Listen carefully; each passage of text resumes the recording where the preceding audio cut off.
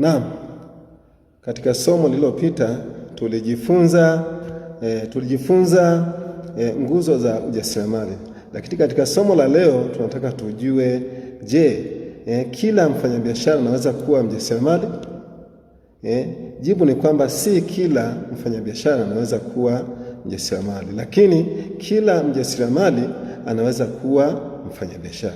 Leo nataka nikufafanulie kwa kuangalia utofauti uliopo kati ya mjasiriamali na mfanyabiashara. Tofauti ya kwanza ni kwamba wanatofautiana katika ubunifu.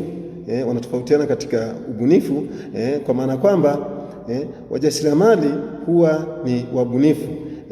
Moja, huwa wanazalisha wazo jipya au wanazalisha bidhaa mpya na kuiuza kwa wateja wao kwa lengo la kupata faida, au wanachukua bidhaa iliyopo au huduma iliyopo na kuiboresha vizuri kwa lengo la kukidhi wateja wake ili waweze kupata huduma au bidhaa iliyo bora. Lakini mfanyabiashara yeye sio mbunifu, manake anafanya kazi yake kwa mazoea. Hii ni tofauti ya kwanza kati ya mjasiriamali na mfanyabiashara. Tofauti ya pili ni uthubutu. Mjasiriamali huwa yuko tayari kukutana na changamoto au kukabiliana na changamoto kwa lengo la kutimiza malengo yake ya kibiashara ili aweze kupata faida. Lakini wafanyabiashara wenyewe huwa ni waoga. Wanapokutana na changamoto basi hukata tamaa au hubadilisha aina nyingine za biashara, na mwisho wa siku wasiweze kufanikiwa katika malengo yao ya kibiashara. Tofauti nyingine ya mjasiriamali na mfanyabiashara ni katika kukua. Mjasiriamali yeye huwa ana tabia ya kukua. Akianzisha mradi ana malengo kwamba biashara yake iweze kukua zaidi. Kama ulikuwa na biashara moja, basi aweze kuwa na biashara ya pili, ya tatu, ya nne na kadhalika.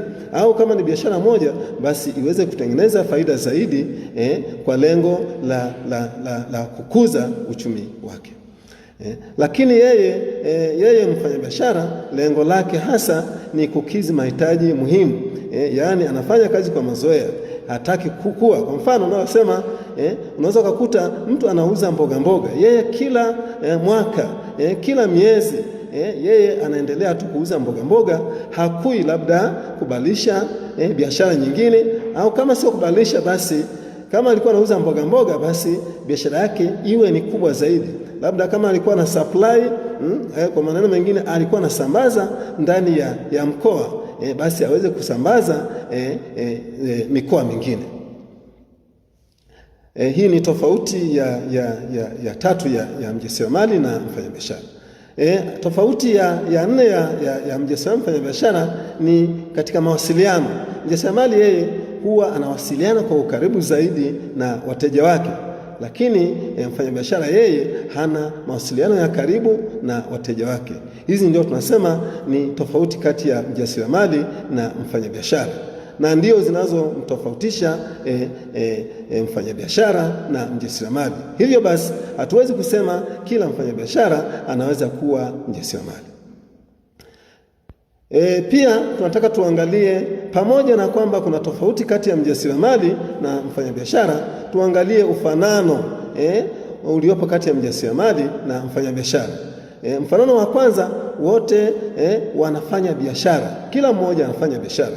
Kama tulivyosema katika somo la ujasiriamali yaliyopita, tulisema biashara ni chombo cha ujasiriamali. Hivyo wote hawa, mfanyabiashara na mjasiriamali, wanafanya biashara.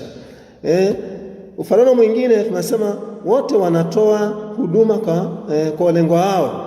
Kwa mfano mjasiriamali anaweza kawa anatoa huduma au anauza biashara kwa lengo wao, lakini vile vile mfanyabiashara anawezekana anauza bidhaa au anatoa huduma kwa lengo wao.